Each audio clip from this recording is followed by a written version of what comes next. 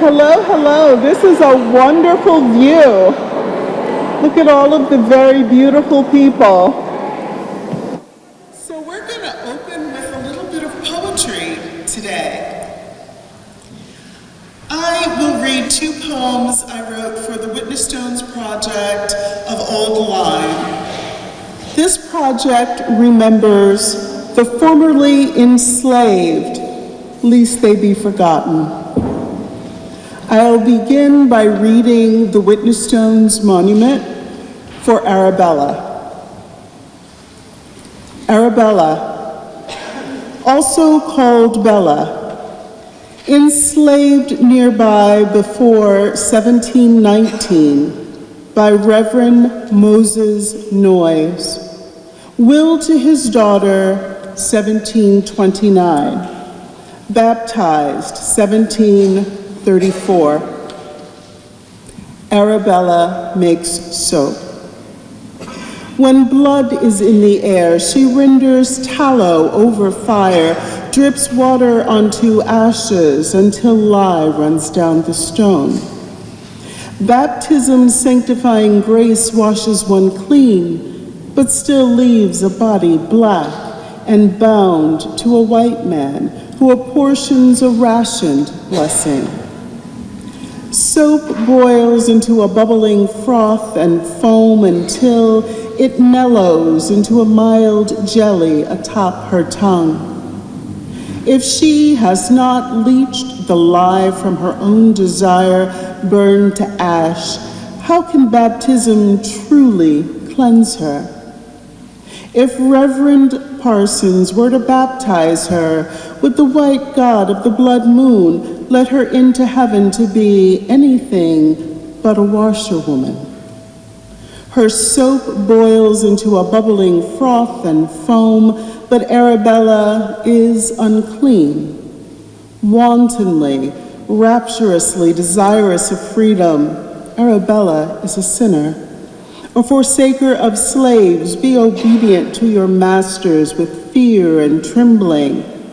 Even so, the submitted Arabella will sink into the baptismal basin, knowing she will only reemerge as herself. We worked with a historian, Carolyn Wakeman, and amongst her notes was this little bit of information that I thought was very interesting. General George Washington is thought to have rested at slave owner McCurdy's house while traveling from Boston to New York in 1776. Humphrey would have prepared for the distinguished guest. When George met Humphrey, Washington's late September blue-grays question the darkness of this slave's eyes. Fury flash-cooled in a deluge of tears turned obsidian, edged in bleached eagle talon. Humphrey's eyes only reflect back Washington's war-weary face. It is safer this way. A slave is all function and no humanity, whispered assent and dust kicked up when he turns on heel, 2 steps ahead to prepare the way, 2 steps behind in his ordained place. Humphrey is the darkness Washington steps through on his way inside to the warm hearth and smells of roasting mutton and root vegetables. Tonight, Humphrey will bed down in the stable, fresh from a stint on the sea, the delicacy of rat meat, unpocketed wild onions pinched between weevil flour biscuits, still on his tongue. Thank you.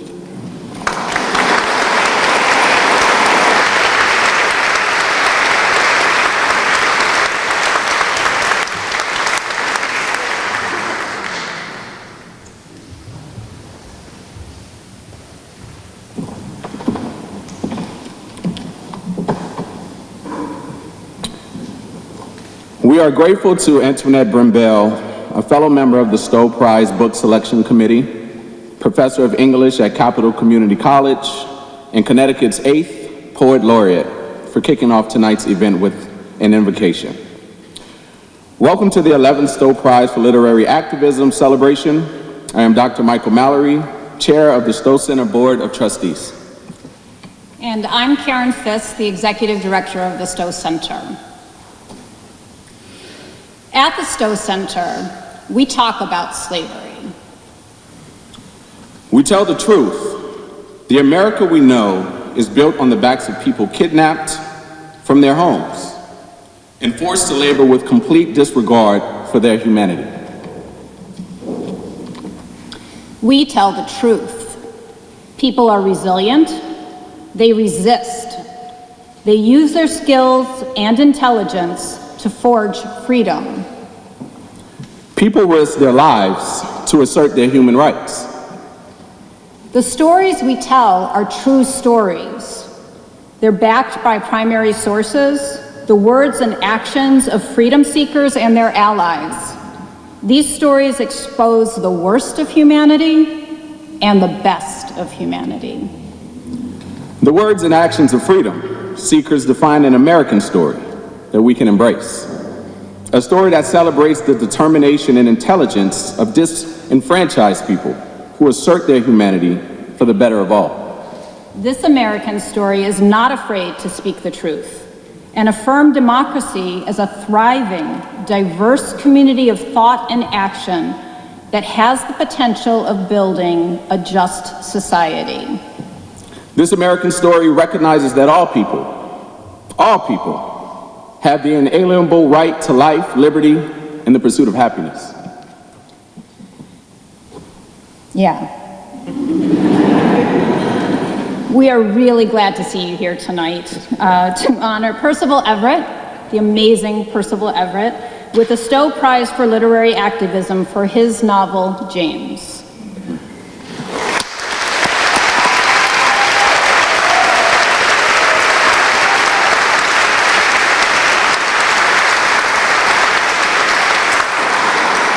We have an exciting program prepared for you this evening, concluding with a conversation with Percival Everett and historian and professor of history, Dr. Deirdre Cooper Owens. Our program tonight is scheduled to end at 8 o'clock.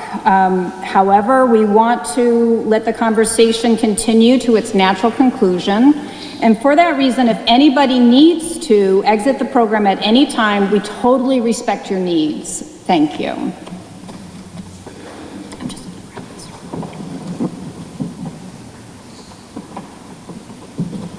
All right. The Stowe Prize for Literary Activism recognizes a distinguished book of general adult fiction or nonfiction that illuminates a critical social justice issue in contemporary society in the United States. In creating this award, the Stowe Center acknowledges and celebrates the power of literary activism. This evening and the ongoing work of the Stowe Center would not be possible without the generosity of our donors and sponsors. We are especially grateful to the Hartford for their loyal support of the Stowe Prize. I'd like to welcome Anna Dumais, Vice President, Associate General Counsel at the Hartford, and member of the Stowe Center Board of Trustees to offer remarks on behalf of our legacy sponsor. Anna?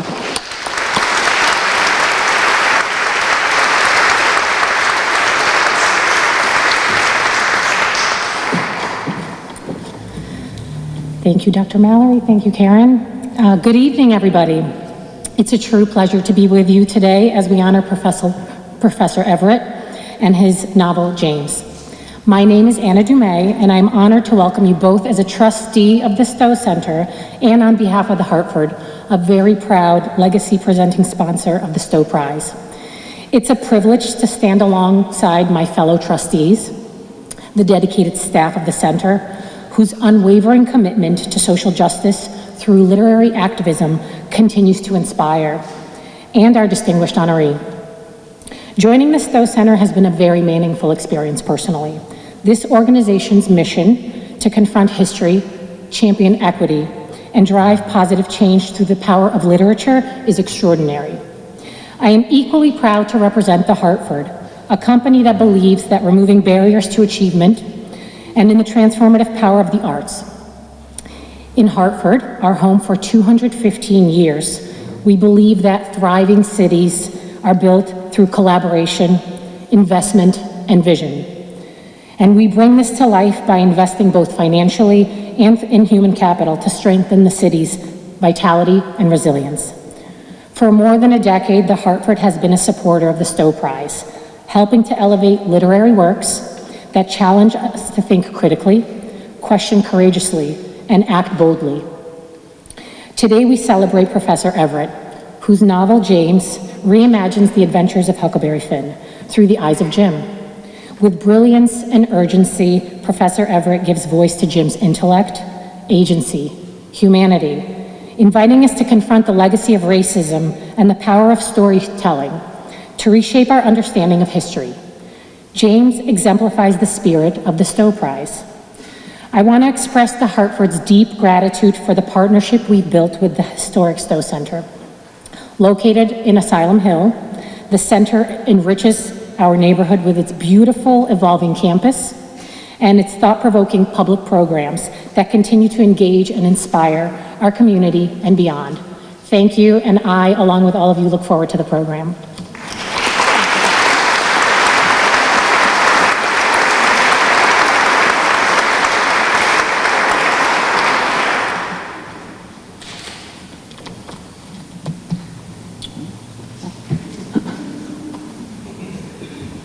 Thank you, Anna. Now, it is our profound honor to stand before you this evening to help present the 2025 Stowe Prize. This award is not simply about celebrating great literature. It is about honoring the moral imagination. It's about recognizing those rare voices who summon us to wrestle with the deepest questions of justice, memory, and freedom. The Stowe Prize reminds us that art is never neutral. Literature can comfort, but it can also confront. It can disturb the settled order. It can speak into the fractures of our democracy and insist that we see what has to often been ignored. So tonight we honor a writer who has done just that. Percival Everett in James, the novel, has given us not just a retelling of a story we thought we knew, but a profound act of restoration. He takes James, a man long reduced by history, and restores him to his rightful place. Intelligent, courageous, strategic, deeply human. In doing so, Everett refuses to let this nation continue in its selective amnesia. He demands that we acknowledge the voices that were always present, but too often silenced or erased. This work is more than literary craft. It is a mirror held up to America. It asks us to confront the silences and omissions that still shape who we are. It asks us to reckon with the distortions that have shaped not only our textbooks, but our politics and our culture. It presses upon us the question, what is the cost of forgetting? What is the cost of a nation choosing not to remember truthfully? Everett's work is prophetic. It reminds us that stories are not entertainment alone. Stories are the architecture of our moral universe. They shape what we believe about ourselves, what we teach our children, and what kind of society we dare to build. If we inherit falsehoods, we live in falsehoods. If we inherit truth, even painful truth, we have the chance to live more honestly and more justly. In James, Everett has given us a gift that is both beautiful and unsettling, tender and disruptive. He has reminded us that the task of the artist is not to lull us to sleep, but to awaken us, to stir in us the urgency of justice. And so tonight in presenting this prize, we do more than celebrate a book. We consecrate the labor of a writer who has stretched the boundaries of American literature and sharpened our collective conscience. Percival Everett has written a work that will echo across classrooms, across living rooms, and across generations. All right, thank you.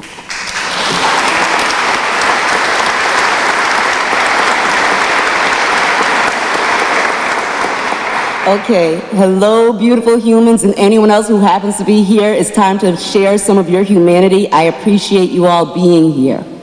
This is a wonderful prize, this is a great event, and I am so honored to have served on the selection committee.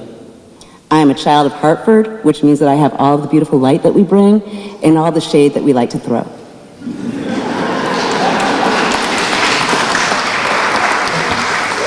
Way back in 1980 and something, Hartford Stage had a play that came. It was called I Ain't Your Uncle, a New Jack retelling of Uncle Tom's Cabin. It was told from the perspective of Topsy, and it opened my eyes.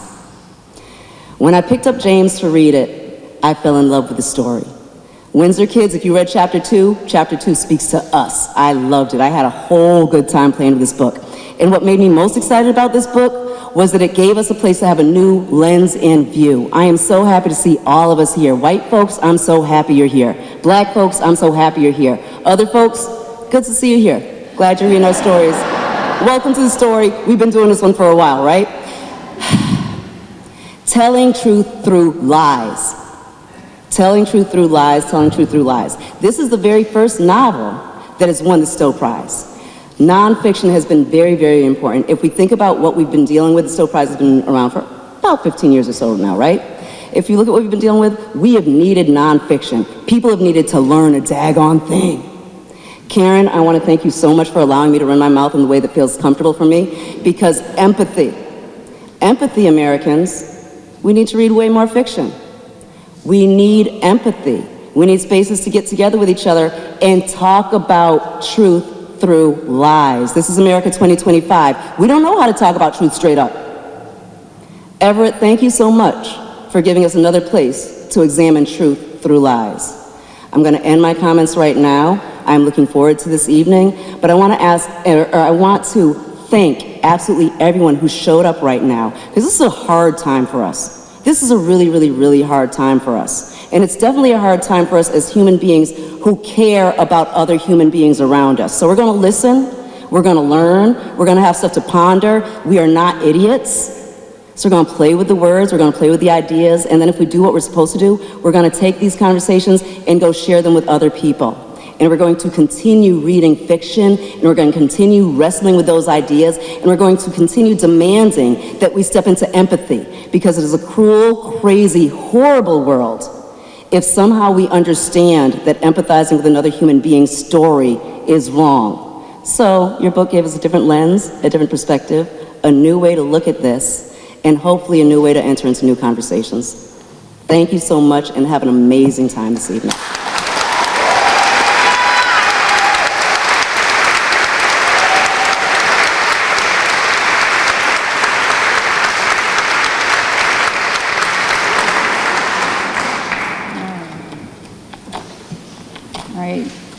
Professor Everett, if you could come up here, please.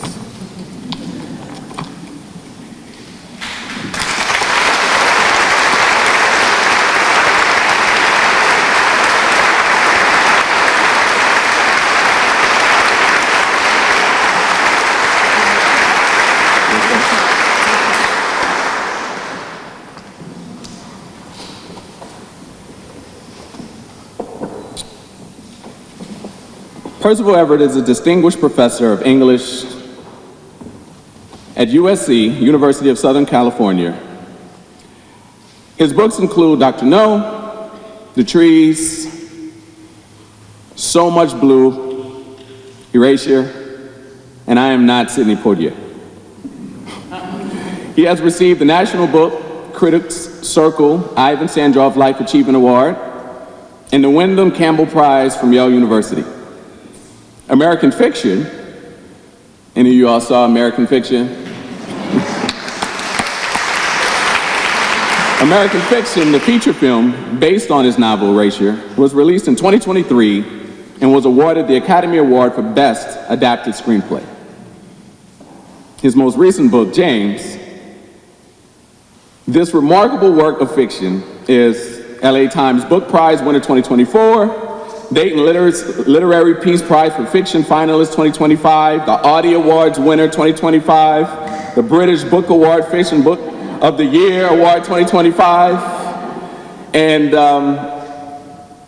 Professor Everett, this year's award is a piece. We would like to award you with an original piece of art by jewelry designer and mixed media artist Jessica Dickens. Woo! Give it up for Jessica.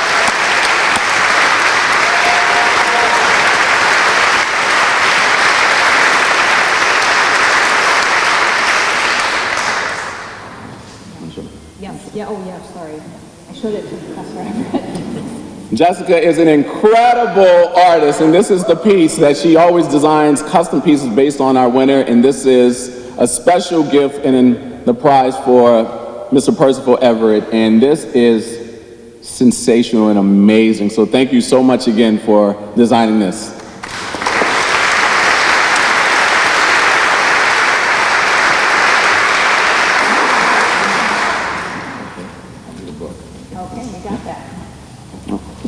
Use this book. You can use my book, you know? I'll look at your notes in here and Please. well, thank you for this award. This is it's touching. It's to be recognized for literary activism is especially nice. I'm not shy about saying I have a problem with awards, generally speaking, but this is different. I'm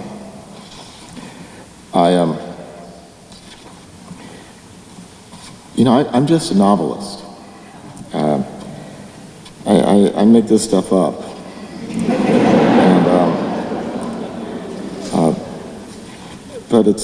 but it doesn't exist without readers. And I'd like to say that reading in these times, any times, reading is the most subversive thing any of us can do. I'd like to think that writing is the second most subversive thing, but it's not true. The second most subversive thing is belonging to a book club.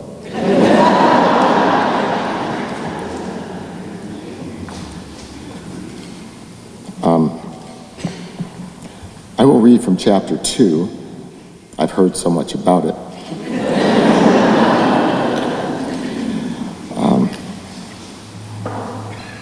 And I'll just start. That evening, I sat down with Lizzie and 6 other children in our cabin and gave a language lesson. These are indispensable.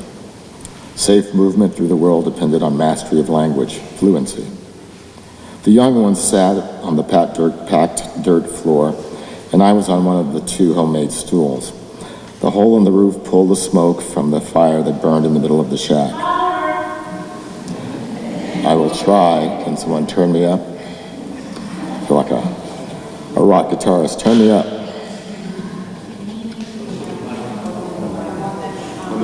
Oh, I see. I have 2.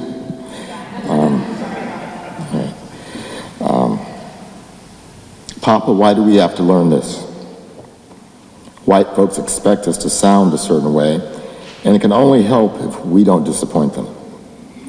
The only ones who suffer when they are made to feel inferior is us. Perhaps I should say when they don't feel superior. So let's pause and review some of the basics. Don't make eye contact, a boy said. Right, Virgil. Never speak first, a girl said. That's correct, February, I said. Lizzie looked at the other children and then back at me. Never address any subject directly when talking to another slave, she said. What do we call that, I asked. Together, they said, signifying. Excellent. They were happy with themselves, and I let that feeling linger. Let's try some situational translations, something extreme first. You're walking down the street, and you see that Mrs. Holliday's kitchen is on fire. She's standing in her yard, her back to her house, unaware. How do you tell her? Fire, fire, January said. Direct and almost correct, I said. The youngest of them, lean and tall 5-year-old Rachel, said, Lottie, missin', looky there. Perfect, I said. Why is that correct? Lizzie raised her hand. Because we must let the whites be the ones who name the trouble. And why is that? I asked. February said, because they need to know everything before us, because they need to name everything. Good, good. You're really sharp today. Okay, let's imagine now that it's a grease fire. She's left bacon unattended on the stove. Mrs. Holliday is about to throw water on it. What do you say, Rachel? Rachel paused. Missums, that water's gonna make it worse. Of course that's true, but what's the problem with that? Virgil said, you're telling her she's doing the wrong thing. I nodded. So what should you say? Lizzie looked at the ceiling and spoke while thinking it through. Would you like for me to get some sand? Correct approach, but you didn't translate it. She nodded. Oh Lord, Missums, ma'am, you want for me to get some sand? Good. Get some is hard to say. This from Glory, the oldest child, the S's. That's true, I said, and it's okay to trip over it. In fact, it's good. You want for me to get some sand, Miss Holiday? What if they don't understand, Lizzie said. That's okay, let them work to understand you. Mumble sometimes, so that they can have the satisfaction of telling you not to mumble. They enjoy the correction and thinking you're stupid. Remember, the more they choose to not want to listen, the more we can say to one another around them. Why did God set it up like this, Rachel asked, with them as masters and us as slaves? There is no God, child. There is religion, but there's no God of theirs. Their religion tells us that we will get our reward in the end. However, it apparently doesn't say anything about their punishment. But when we're around them, we believe in God. Oh, Lordy Lord, we be believing. Religion is just a controlling tool they employ and adhere to when convenient. There must be something, Virgil said.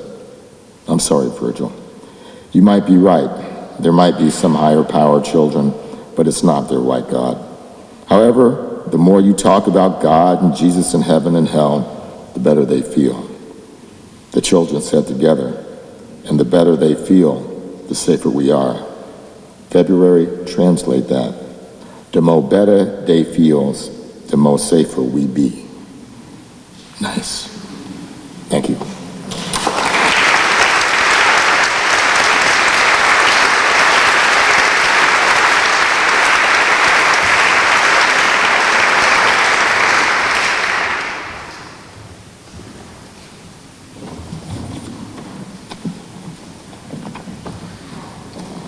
All right, thank you, Professor Everett. I am delighted to introduce our next guest who will join Professor Everett in conversation.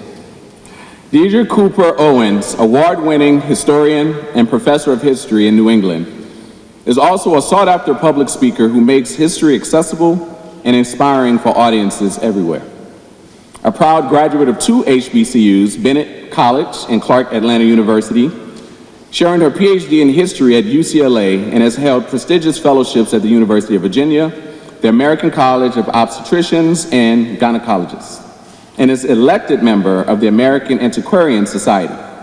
Named by Time magazine as one of the country's most acclaimed experts in U.S. history, Dr. Cooper Owens is widely celebrated for her scholarship, teaching, and advocacy. Her work is deeply informed by her roots in South Carolina's Low Country, where oral storytelling traditions first inspired her passion for weaving history into compelling narratives.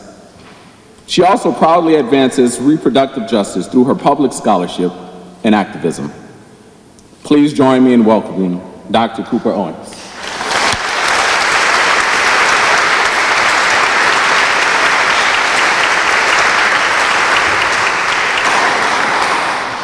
All right, thank you all so much for inviting me to be in conversation with Professor Everett. But also, before we begin our conversation, I would not be the woman that my parents raised me to be if I did not thank those whose names are not listed on programs, who do the invisible labor, those who have cleaned this beautiful sanctuary, those who are over audio, visual, who even provided water for us so our mouths don't get dry.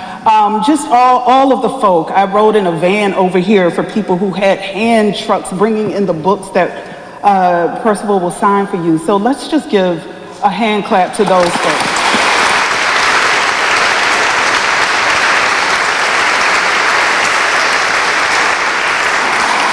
All right, let's start. I spoke with you earlier, and we have South Carolina in common.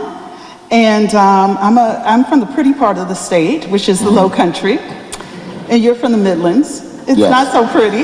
No. But there's so much about your book that reminded me of that. And so I did a lot of research. And so I hope to speak with you about things that the reviewers don't write about. Okay. Because I'm a historian of the antebellum era in this country, and in particular slavery. And so first I wanted to, as I was hearing you read, I have my notes, but I think I'm going to go to something that jumped out at me in chapter 2, but other parts of your, of James, your novel. I am really interested in naming and naming practices. In every review, and I know I'm not the only person, all of you out here have read it. I know you did your homework and you went Chicago Review of Books and New York Times Review of Books and the New Yorker, and everybody fixates on Jim, his ability to code switch. And I am much more interested in James, and not code switching, but how he names himself. And so this is where I look at my notes, where I think this is really important. So the most powerful sentence in your novel, in my estimation, is on the last page. James is confronted by a white man in Iowa, which is a free state, and this is during the Civil War. He's reunited with his family. And the man asks him, "Who are you?" In fact, he uses the N-word, right, as an adjective before Jim. And he answers declaratively, "I am James, just James." And so as a historian of the US 19th century and slavery, there was so much that was embedded that I loved, because he, as a full-grown man, names himself James. He's no longer the diminutive, which is Jim. But also, as I started to think about Sadie is the diminutive of Sarah, and Lizzie, Elizabeth, and there's old George and young George. And so in your research, or in your rethinking this part of the cultural practices and productions of Black people naming themselves, how did you prepare for that, and why was it so deeply embedded in the novel? Well, don't start with a hard question.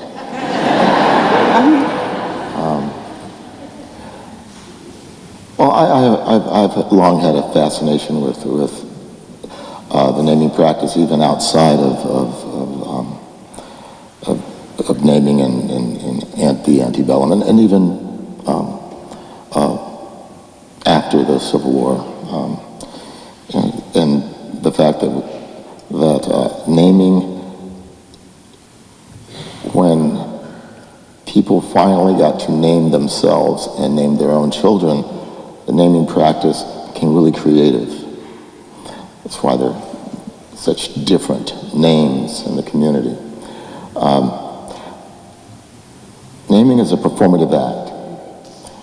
You're doing something when you name someone. And it's also an act of power, which is why when people from the West go and land, find a lake or a mountain or a continent, they name it, and then they own it, even though people have already lived there. The Aboriginal people of Australia did not call it Australia. And Amerigo Vespucci had no connection with the Iroquois or the Algonquin or the Cherokee. This is something that's done, and it's aggressive. And then it's the practice of naming one's child. That's a big deal. It means something. We have family names that, and sometimes it's, again, an expression of someone's creativity, what name they use. And names do work in the world. If I were named Conway Twitty Everett, I would probably be a country singer. So naming is packed. There's a lot going on. Yeah, I mean, thank you for that. And it did make me think about the kind of ways that we continue this legacy of naming. And when I say we, I'm talking about Black folk in this country.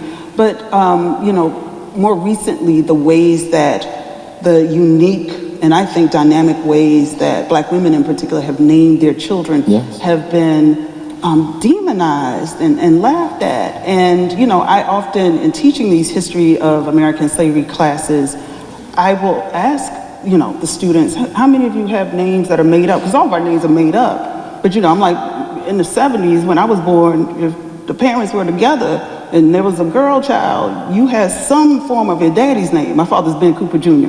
I'm Deirdre Benia, right? And so that kind of thing. In the 80s, you start getting the Keishas and the Las and the, you know, but there's something that I think is really beautiful about your ability to put that in there without necessarily beating the reader over the head with the cultural production of having that political act and that powerful act. Well, and it's funny I mean, it's easy to laugh at names, and because they're different. I saw a name, and this was great. It was D-A.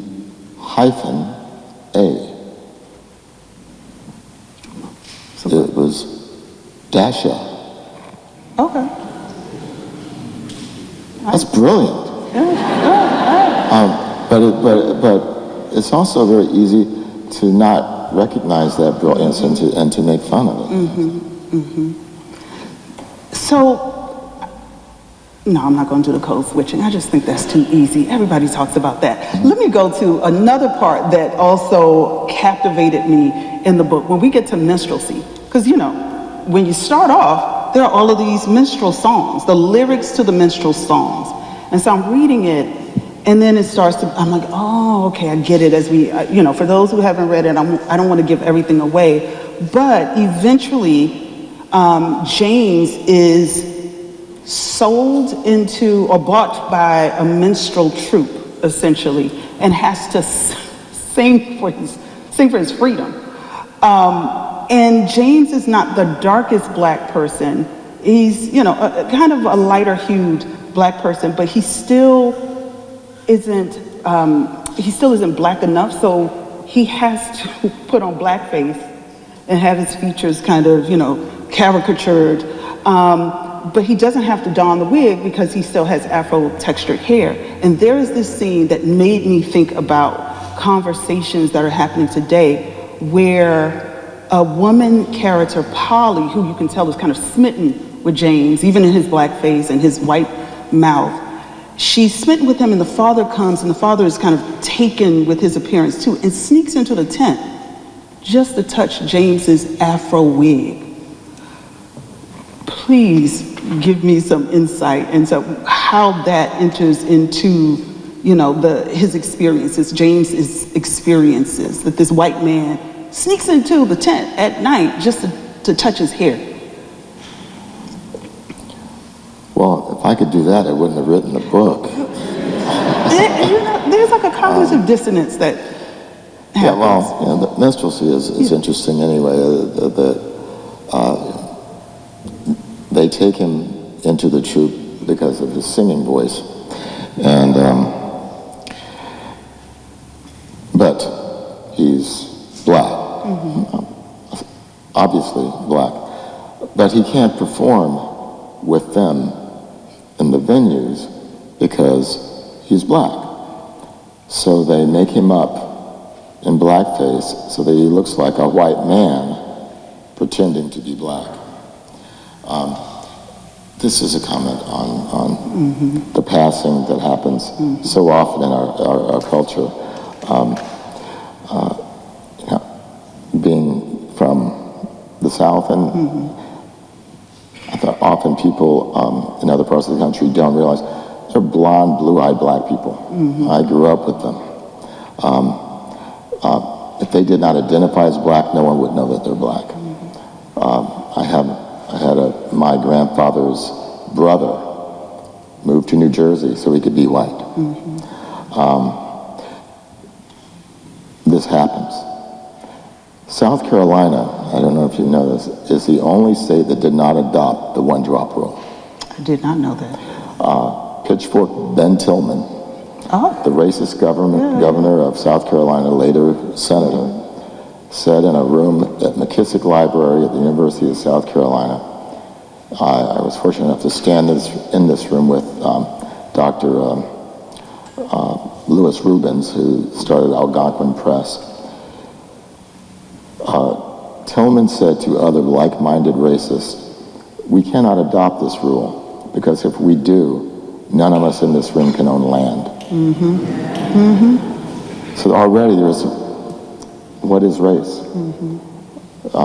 It had nothing to do with blood. It had to do with station and identification. And that's the remarkable thing about race, is it's purely a construction. Anthropologists at the turn of the 19th to 20th century abandoned race as a category. Yeah. It's the most persistent category that we have. Yeah. It was, thank you. It's interesting too. This is the book I should write that people would actually buy. I'm actually married to one of those white-looking black men who I met at Clark Atlanta. So it's always funny. They're like, where did you meet? And I was like, oh, it's an HBCU love story. And then they see him. They're like, wait, what? And I was like, it looks like his white mama, sounds like his black daddy. So, you know, it is an interesting life to lead. But what is interesting for me, like in those moments that you discussed, in your book, but even in the comments tonight, is this, like I said, this kind of racial cognitive dissonance where, especially in slavery, you have black and white people in the most intimate spaces. So black people are living in the houses with their owners. They're related to their owners. They work alongside other white laborers. So, I mean, they can never escape the gaze of white folk, right? And yet there is this curious fascination with being able to somehow touch the thing that is allegedly different.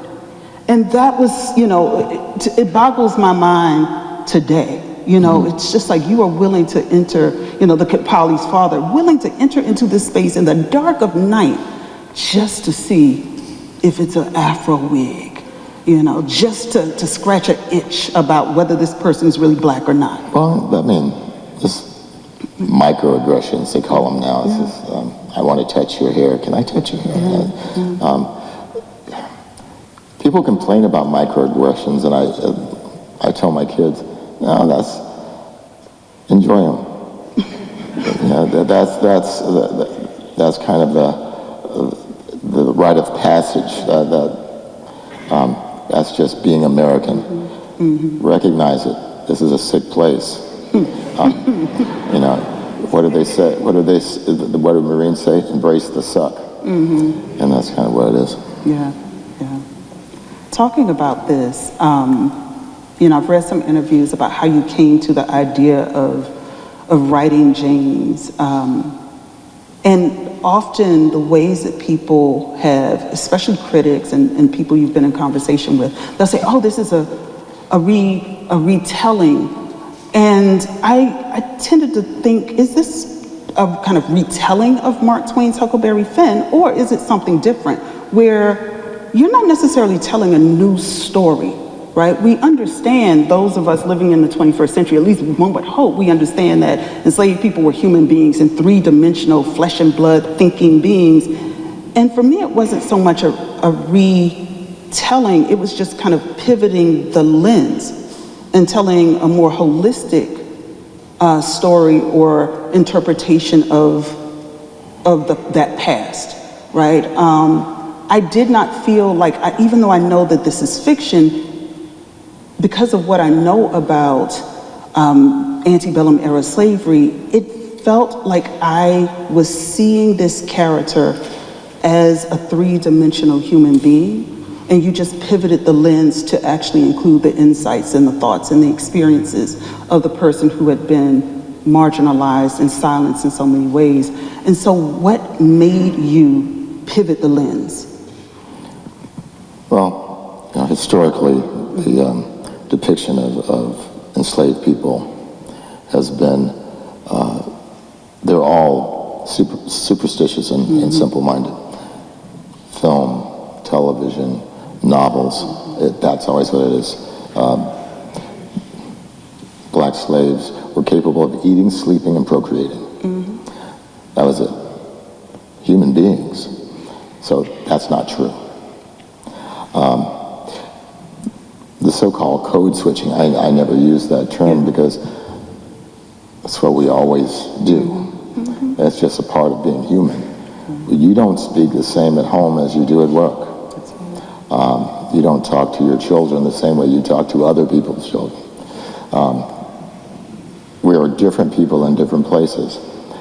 But as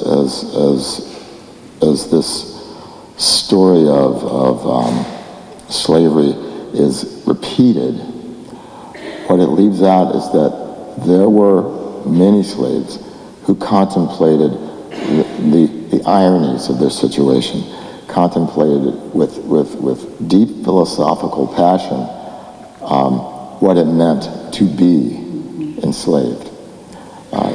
Otherwise, you would not have had attempted revolts like that of Denmark Vesey, who was a brilliant person. And you would not have had Nat Turner. When I present the way that the enslaved talk to each other in the novel, I don't know if that's how they sounded when they talked to each other. I do know they didn't talk to each other the way they talked to the people who had expectations about them. There were these recordings that the WPA made, the Writers Project, in the 30s, testimonies of black people who had at one time in their lives been enslaved. They're remarkable. Not so much the content, but the fact that they sound the way I sound right now, more or less. The fascinating part, the important part, the scary part is that when these testimonies were transcribed, they were written in a slave dialect. That's right. One that's not real, that's constructed, made up, satisfying the expectations of the oppressors. That can happen two ways. One is the transcribers are instructed to do this. The other is a little more frightening, and that is no matter how these people sounded, this is what the transcribers heard. So, it's complicated stuff. Yeah, no, it made me think about, this is wonderful. I wish I could take my students, from Stores and bring them here, because I'm teaching a history of slavery course in this country. And so I was teaching them how to vet sources. And so... Better be careful, there was no slavery. This is... Supposedly, I'm teaching a very divisive thing, right? We're having a woke, dangerous conversation right now. Do you know what one of the proposed substitutions for slavery, the word slavery, is in Florida? Is it the one about the internship or something? Involuntary relocation. That's right, yeah. Which I guess is technically correct. Yeah, this is true. And I had them, I said, well, did Sojourner Truth in the 1830s say, ain't I a woman? And so, these are students who, some of them have never heard of her. And so I said, go ahead and do your internet thing. Use Google and Chat GPT and what.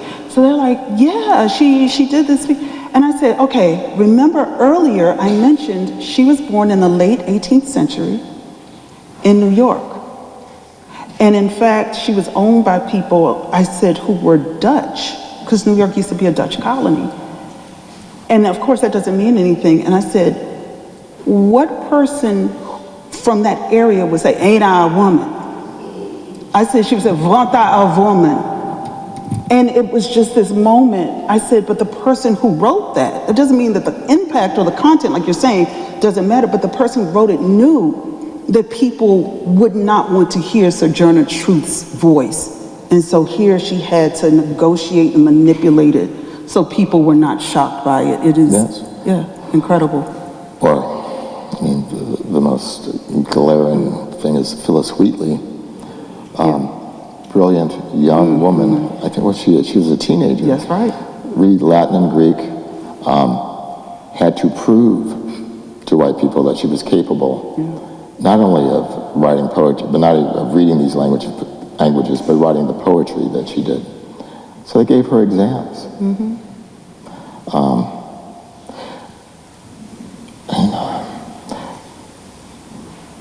Wow, that's the power of literacy. And that's why it frightens people so much, and that's why I've mentioned that reading is important. And there's a reason that fascist regimes ban books and burn books, because they don't want you to read. And it's very easy for us to feel good in here. All the seats are filled. We're talking about books. That's kind of positive, but you're so few.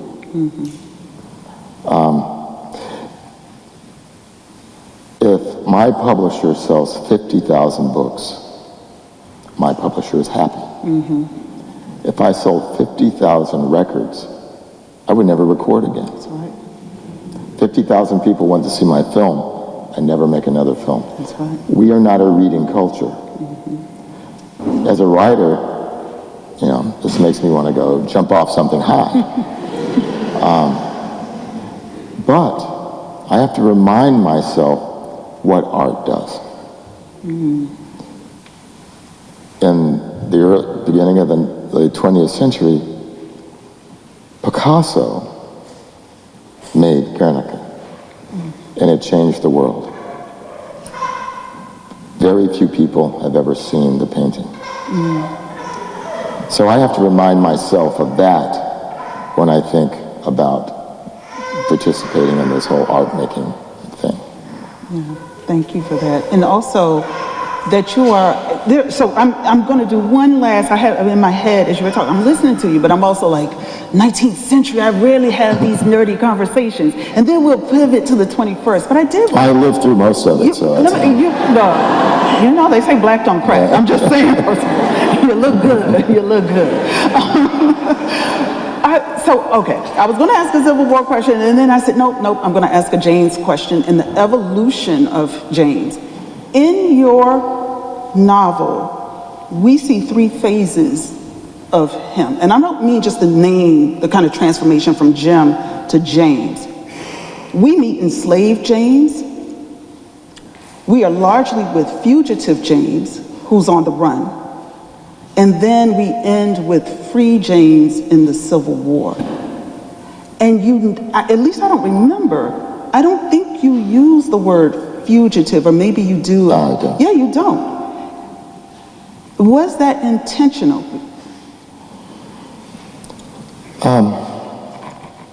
I suffer from work amnesia. Okay. And I don't remember all the decisions I made. It worked. What has been interesting to me is James has a trajectory, and finally he's had enough. And people have said to me, why does the book become violent at the end? And I just look at them and I think, what book did you read? It's violent all the way through. That's right. But that's an American thing. It's like, the violence doesn't happen until somebody fights back. That's right. And so that's one of those things. Yeah.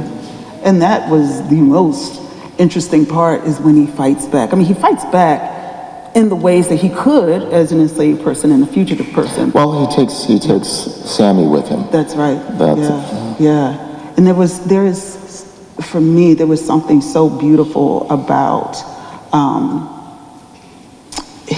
the love for his people, allowing him to sit in, from my standpoint, rightful anger and vengeance. because he was, in his way, righting wrongs. And also there was something powerful, I think, about the way that love was not timid with Jim or James. Particularly his love for children and women and girls was just so powerful. And we live in a moment, you and I've talked about our spouses I just met him, so it's not like we had deep secrets, but I know you're married, I'm married, and we've been married for a while. And I always say, I'm so glad I'm not single now, because you have to meet people over technology and those kinds of things. But also in black male-female relationships, there seems to be at least a media-driven kind of war, where you see this really hateful, violent communication.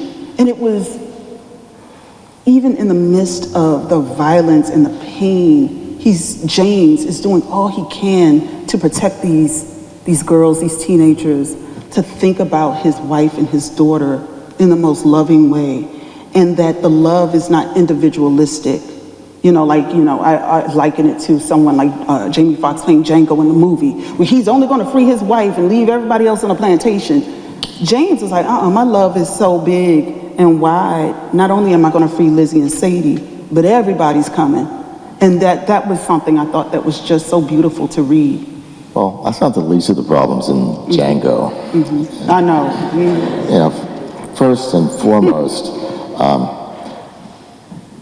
I don't know who gave Quentin his N-word card, but I'm taking it back. That he could not see that he was replicating one of the most offensive tropes. I call it the different strokes trope. Yep. And that's the white man taking in the black youth and teaching him how to live. It's repeated over and over again, the white savior. And that at the end of this film, the person who feels shocked and dismayed by the treatment of black people is not the black character, but the white one. That's right. That I don't mind that the movie exists. Yeah. What I mind is that the filmmaker couldn't see it, and that's fascinating to me. Yeah. There was something that was so ahistorical for me. I teach a Slavery and Femme course, and I'm always like, liberation and freedom for people, like if a Django existed, was never individualistic. And that was also something that was so important, I think, in the way that you constructed each of these enslaved people in the novel, even in their moments of isolation. Like for James, he would dream and imagine he was in communication with other folk. And so family becomes important and community is central. It's like even in the midst of his isolation, when he is running, he is in fugitivity, it is still dependent upon others. Okay, you're going to go with me while I do other talks, right? Let me tell you what. This was a dream to read for me, because I am constantly reading, no shade, I'm a historian, but we write books for tenure. We got to keep our jobs and pay our bills. And so it's like the jargon and the this and that. And so I have gotten in trouble sometimes with colleagues when I'm a historian of slavery. And I'm like, I write about people who didn't leave records. James was exceptional in the fact that he could write and he could leave notes in a notebook, to be able, like you said, to listen to the WPA narrative. So for folks in the audience, that's the Works Progress Administration oral histories, and there are some recordings, and Franklin Delano Roosevelt commissions that during the Great Depression, so that folk like us and many of you, the artists who created this beautiful work, could have a way to make a living by listening to, interviewing, as they were called then, ex-slaves. But those records don't exist. So often when we're writing, you're literally writing about the people who owned folk, who beat folk, who raped folk, and trying to extract their lives, their voices, and their humanity, and it takes sometimes a little longer. And so I think what you've done, because you are a literary artist and brilliant thinker, the speculative and the creativity that you're allowed to write a novel like this, I think frees you in ways that I feel tethered sometimes to the archives in ways that's a little restraining. Yeah, well, you know, all that you say is very true, and when I think of slave narratives that are told to someone who writes them down, I think of the WPA project, but there's one of the more fascinating documents we have is the Confession of Denmark Vesey. And it's very likely that he didn't utter a word. But we have this long confession of his written by the people who not only, he was free. That's right. And the people who imprisoned him and then killed him, murdered him, they wrote his confession for him. And that's a remarkable thing. Can any of us imagine that now? And the answer is yes. Yeah. I am now going to pivot to the 21st century. And there was something that, I looked at the promo trailers and you were like, I'm an artist. I write novels. This literary activism thing, I wouldn't describe myself as that. And I was like, now that's funny. How are we going to have this conversation if you want a prize for literary activism? But you know what? I'm malleable. I told you, I'm flexible. I can bend where I need to bend. And so let me ask you this, because I don't know. Where are we on time? Okay, good, because I can talk. I'm going to ask you this, though. I want you, not as a literary activist, but as someone who you said in your promo trailer, politics is always there. What do we need to do to meditate, ruminate, feel inspired, get angry, move, whatever, or even just be in silence around some of the themes in this book? What do we take away from this? Or what would you like for us to take away? Well, first of all, you're asking a writer for advice, and that's a bad idea. I don't know. You got a lot of prizes. No, again, the work, I hope, makes a difference in the world. Yeah, I can die now because it's something someone said to me a couple of months ago at a reception. Someone came to me and said, my uncle is a diehard Republican, and he read your book and it changed him. And I'd never heard that in my life. And as a writer in this culture, that's what I always hope will happen. So I know this happened once. But that's no small thing to me. Because I always have the feeling I'm preaching to the choir. Because let's face it, I'm not worried about my book getting banned. The people who ban books don't read books. That's right. So what can we do? Well, you do it. You're already doing it. Read and read with other people, and I do think reading fiction is good because it helps us think. But I think reading everything is good. I read history all the time.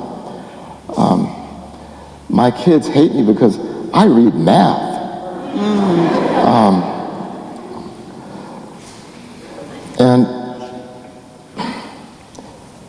But you don't understand a culture by examining its artists. In fact, I don't even know if you understand a culture by examining the art. You understand a culture by understanding the art that the people of that culture read and view and listen to.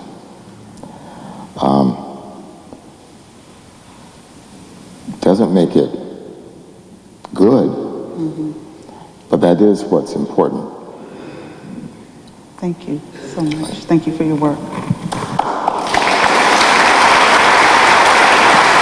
You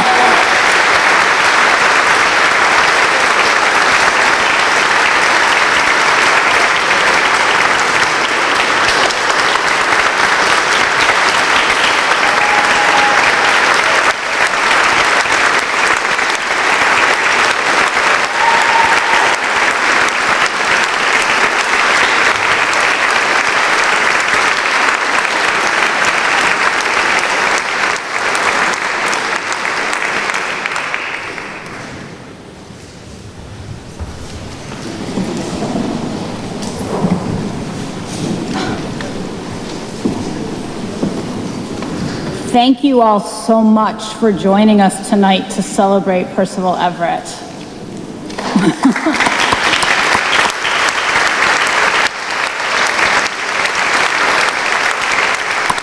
And also the American tradition of literary activism. The work we do at the Stowe Center is done absolutely in community. I want to recognize the students from the Windsor schools. They're here tonight with us. Please wave.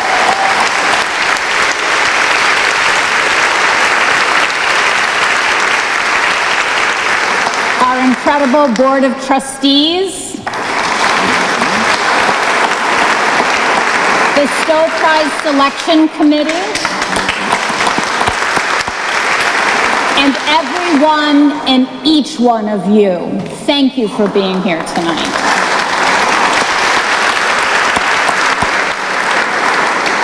At the Stowe Center, we celebrate activism then and now.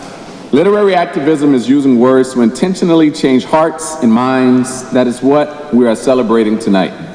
As a call to action, we invite each and all of you to consider what can you do to build positive communities of change. Read.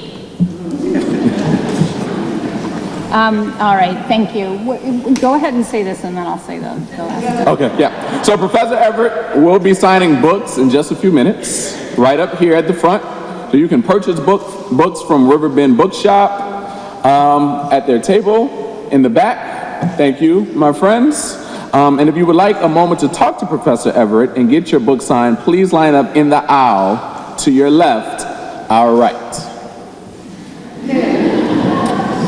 Right. All right. You also have a survey along with your fan and your water. Please take a minute to do the QR code and tell us what you thought about this evening. That's very helpful to us. So again, thank you so much, Professor Everett. To our remarkable staff, our board members, volunteers, donors, sponsors, and most especially all of you, have a wonderful evening and please get home safe. Woo!